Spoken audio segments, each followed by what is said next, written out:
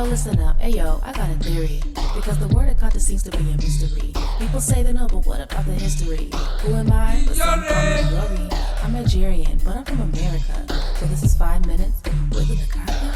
Thank you so much, Ali, for joining me for this podcast. Thanks for having me. What does the word Akata mean?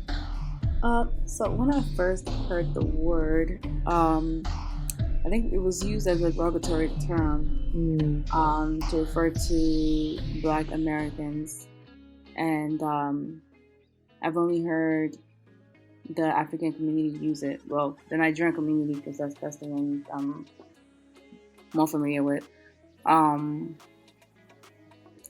that's how I've always that's how it was presented to me. So, which is why I never really used it. To me, it's another. I kind of saw it as the, I kind of almost put it in the same category with the N-word, which to me, I don't use that either, because they're both not. It's not like it didn't come from a positive place. So it was never part of my vocabulary. So can you, if you don't mind, give me very quickly, like a little bit background of like who you are, just describe a little bit of who you are as a Nigerian American. I came here when I was 9, almost 10. I kind of see myself as both. Like I grew up in Nigeria, and I also grew up here. I guess I can be considered a Nigerian American. I'm from the Igbo tribe in Nigeria.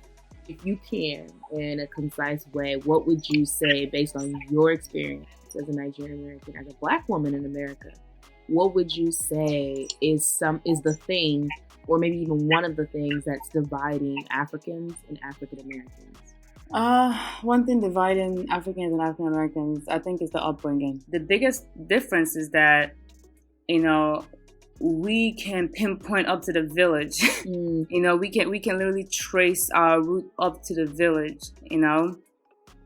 And with Black Americans, they cannot trace, all the way to the village, because if you really think about it, it's almost like a thing where like you're American, but then sometimes it's almost as though like America makes you feel as though you're sub-American, but it's like America is all you know.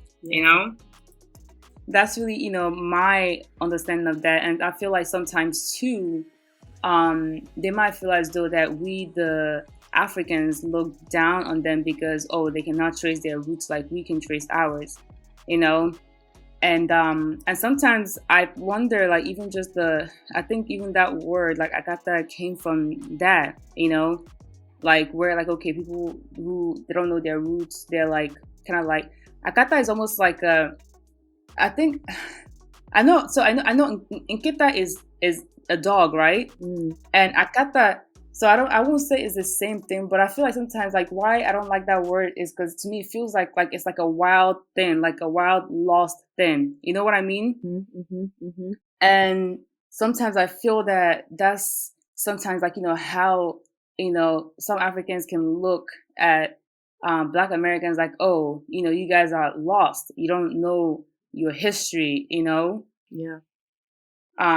Even just with the whole, like, okay, Africans, the ones that actually stayed in Africa, they were the ones, who even, like, sold the first Black Americans that came here. So I feel like there's still those frictions, like, you can make fun of us all you want, but you guys are the ones who took us out of where we were initially from. So I feel like just a lot of conflict, I feel like it goes all the way back, and there's just a lot of misunderstanding, between Blacks and Africans.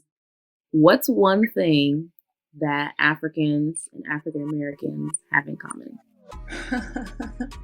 I mean, I feel like that's one everyone knows. We all, we love coming late to events. Oh, dang. So, like... That's a good one. No, I haven't gotten that one yet. That's good, sis. That's good. But thank you so much, Ali, for joining me for this podcast. I appreciate you. Not a problem. This was fun. Thanks for having me. Listen, if you think you know what this word means, come on the show and let's talk about it. If you like this episode, like, share, subscribe, and help spread the hope of unity. I leave you with love, joy, faith, hope. Peace.